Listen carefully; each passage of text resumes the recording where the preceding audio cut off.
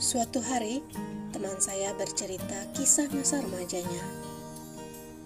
Setelah ayahnya meninggal, dia terpaksa pindah ke sekolah negeri agar biaya sekolah lebih ringan. Jarak sekolah cukup jauh dari rumah. Untuk memudahkan perjalanan, ibunya membelikan dia motor. Baru dipakai 1 minggu, motornya sudah hilang dari parkiran sekolah. Dia merasa sangat bersalah pada ibunya, karena dia tahu motor itu dibeli dengan sisa tabungan peninggalan ayah dan masih mencicil. Saking takutnya, dia tidak berani pulang. Dia tidak bisa membayangkan bagaimana ibunya akan murka dengan kecerobohannya. Tetapi yang terjadi sungguh di luar dugaan. Setelah semalam-malaman dia tidak pulang, ibunya berkeliling mencari dia dan akhirnya menemukan di rumah salah seorang sahabat. Saat bertemu, ibu langsung memeluk dia dan mengatakan, "Ayo pulang, Nak. Kamu lebih berharga dari motor itu." Dia merasa seperti dibebaskan dari bertonton beban yang semalam-malaman dia tanggung dengan penerimaan dari ibunya.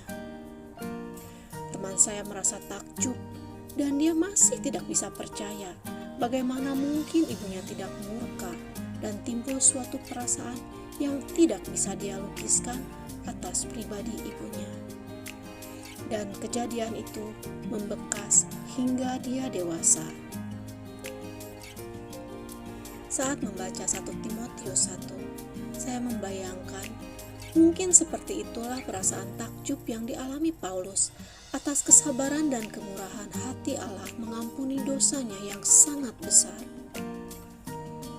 Paulus mengakui bahwa di antara mereka, akulah yang paling berdosa, tetapi justru karena itu aku dikasihi. Menyadari bahwa dirinya yang paling berdosa itulah yang membuat Paulus mampu merasakan kasih Kristus lebih besar lagi di dalam dirinya. Paulus tidak berhenti hanya sampai menyadari dosa. Dia membiarkan dirinya merasakan kekaguman yang luar biasa atas anugerah kasih Tuhan. Perasaan kagum inilah yang membuat Paulus sampai pada sebuah titik balik. Dia mampu memaknai bahwa di balik kisah hidupnya yang kelam tersimpan rencana Allah yang besar. Pengalaman Santo Paulus ini dialami juga oleh Inigo dalam hidupnya, yang dikenal dengan Cannonball Moment.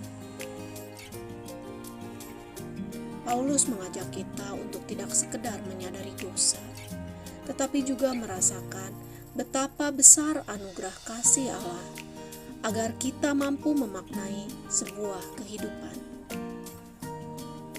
Paulus menegaskan bahwa kita perlu mengimani dengan sungguh bahwa Yesus Kristus telah datang ke dunia untuk menyelamatkan kita, manusia berdosa. Ajaran yang benar dan patut diterima sebagai dasar kebenaran yang harus dipegang teguh oleh orang-orang percaya. Mari kita berdoa. Bapa di dalam surga, terima kasih atas anugerah kasih-Mu dalam hidup kami. Kiranya kami boleh selalu berpegang teguh pada iman akan Engkau, sehingga akhir hidup kami.